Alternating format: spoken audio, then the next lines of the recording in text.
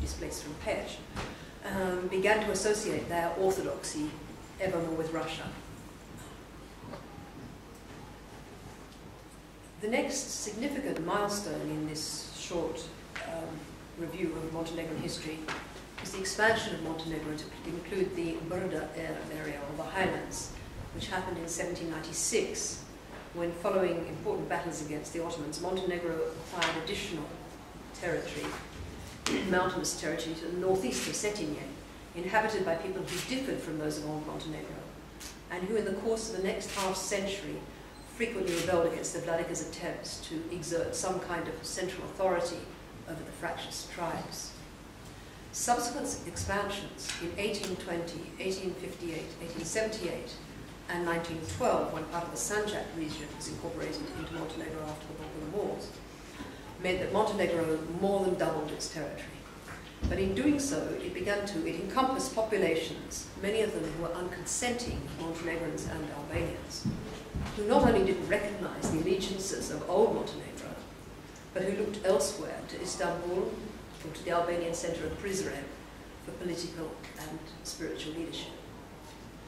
No attempt was made to win over or to conciliate these minorities, although when in 1910 the Albanian Melisori along Montenegro's southern border rose in revolt against that Ottoman overlords, King Nicola as he was at that time, King Nicola Petrović of Montenegro attempted to fan the flames of rebellion by offering the insurgents a refuge in Montenegro. So again, a good deal of opportunism in that decision.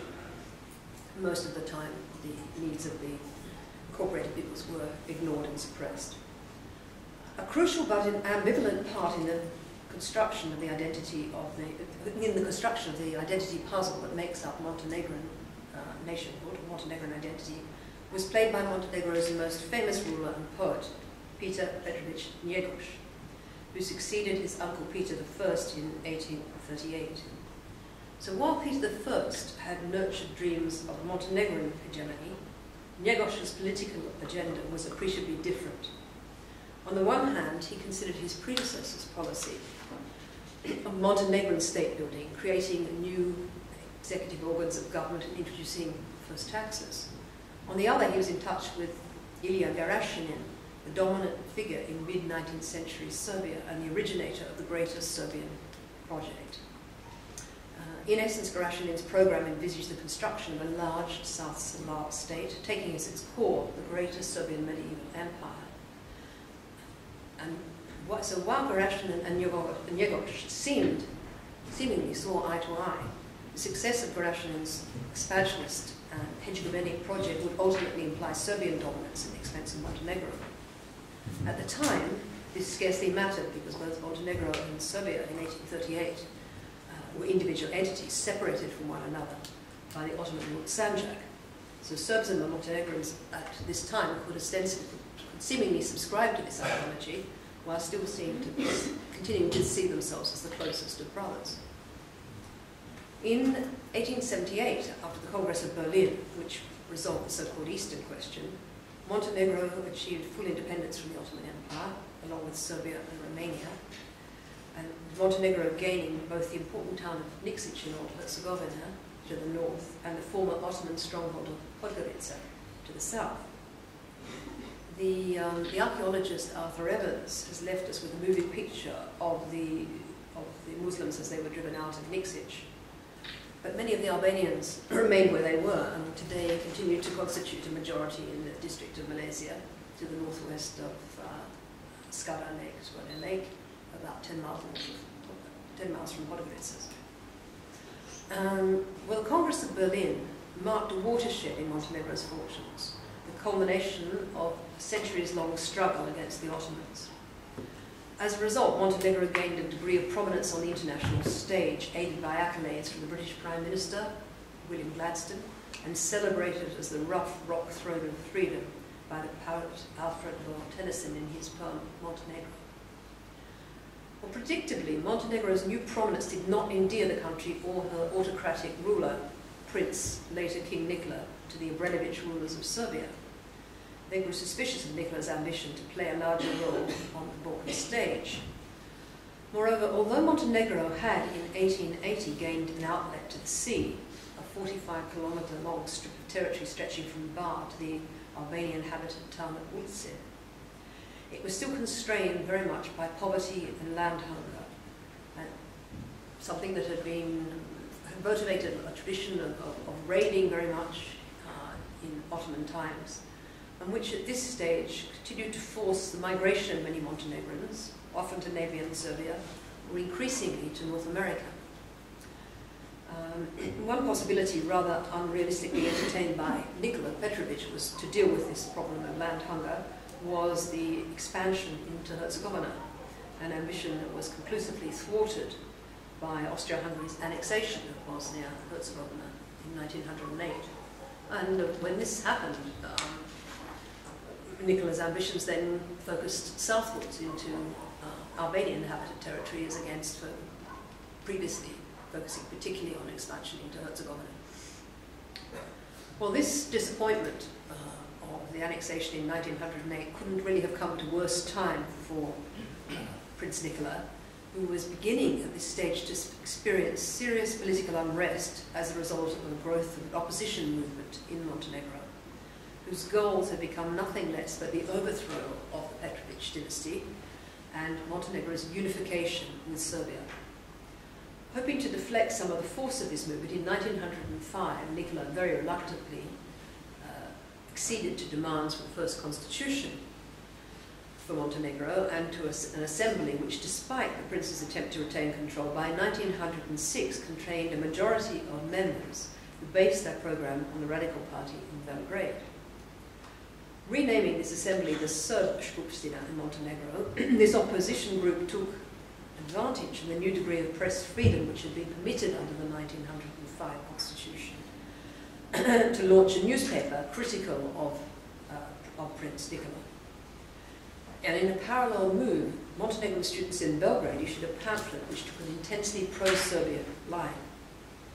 So when in 1907 several bombs were discovered in Cetinje and a number of the Belgrade papers published premature reports of Nikola's assassination, pro-dynasty circles saw this as proof, perhaps not unreasonably, saw this as proof of official Belgrade's involvement in a plan to assassinate Nikola, and formal diplomatic relations between Montenegro and Serbia were broken off.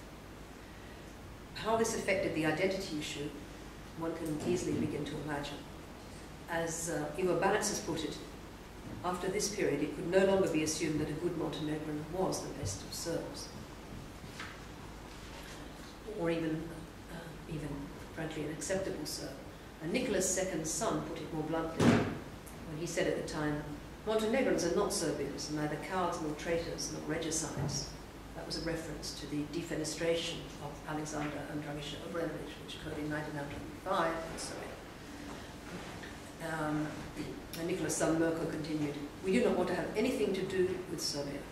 So as relations between the two states deteriorated, Nikola decided to use the pretext of his 50th anniversary on the throne to raise Montenegro's status to that of a kingdom on a par with Serbia. So you can see that all the time he's really fighting what is very much a rearguard action to try to carry on with this notion of the ascendancy of Montenegro. The outbreak of the First Balkan War in 1912, when Serbia and Montenegro joined with Greece and Bulgaria against Turkey and Europe, ostensibly presented the chance for an improvement in relations. And it's an interesting fact that at that point, again, it's something you may well know, but the first shot in the 1912 Balkan War was fired by one of Nikola's sons, Prince Peter, and this was the sort of pageantry or theatre that Nikola was increasingly attaching importance to, the idea of demonstrating the claim, I suppose, of Nikola to be the ascendant figure, that Montenegro could be a Serbian Piedmont, if you like, in a greater Serbian state. And this, of course, was becoming more and more unrealistic to people who were in a position now to weigh the two situations, the situation in Serbia and the situation in Montenegro, one against the other. So far from presenting the chance for improvement in relations, the ultimate settlement facilitated by the great powers and bringing with it, as we know, a substantial increase in Montenegro's territory at that time, extending right as far as Jakova, gave the critical point for the relationship between Serbia and Montenegro is at this point they finally have a common border in the Sanjak area, which is no longer an Ottoman ruled area, and a growing number of Nicola's Montenegrin opponents. The fact that there was now a common border made the prospect of a union with Serbia ever more feasible, and they began to determine with a real purpose to make this a reality. Well, the outbreak of the First World War saw a short-lived alliance between Serbia and Montenegro when Nikola felt constrained to accept this alliance against Austria-Hungary, really as a result of Russian pressure. But their common efforts against Austria-Hungary, despite some heroic fighting by the Montenegrin army at the Battle of Mojkovac, were ultimately doomed, and by January 1916, Cetinje had fallen to Austrian forces. Nikola's inglorious flight into exile earned him a very unfavourable comparison with his Serbian counterpart, King Peter, who accompanied his army on a retreat all the way to Corfu. For many Montenegrins, this was the ultimate humiliation, strengthening their belief in the unification with Serbia. But there were others who still clung to their belief in the Petrovic dynasty, and some small number of supporters followed Nikola when he went into exile in France. The sudden collapse of the Central Powers in 1918 took both sides in the First World War by surprise. In Montenegro, the retreat of the Austro-Hungarian forces was followed by the entry of the Serbian army. In November 1918, a Grand National Assembly, convened in Podgorica, voted under the watchful eye of the Serbian army to dethrone King Nikola and to unify Montenegro with Serbia, a step which essentially amounted to annexation. So the following year, 41 years after Montenegro's attainment of statehood at the Congress of Berlin, the Paris Peace Conference saw the country's incorporation into the newly proclaimed kingdom of the Serbs, Croats and Slovenes. Montenegro, interestingly enough, or poignantly enough, was represented at the Paris Peace Conference by an empty chair, because there was no agreement as to who was to represent Montenegro. So although officially closed by the Paris Peace Conference, the issue of Montenegrin statehood was kept alive throughout the early 1920s by armed insurgents who took the names of Greens. This was after the colour of the voting slips in the Podgorica, at the time of the Podgorica National Assembly. And opposing the Greens were the Whites, the pro-Serbian units. Many of them came from parts of Montenegro adjoining Serbia. Although one would have to say that here the divisions cut across tribes and even across families, and this has been one of the tragic things of the ambivalence in Montenegro.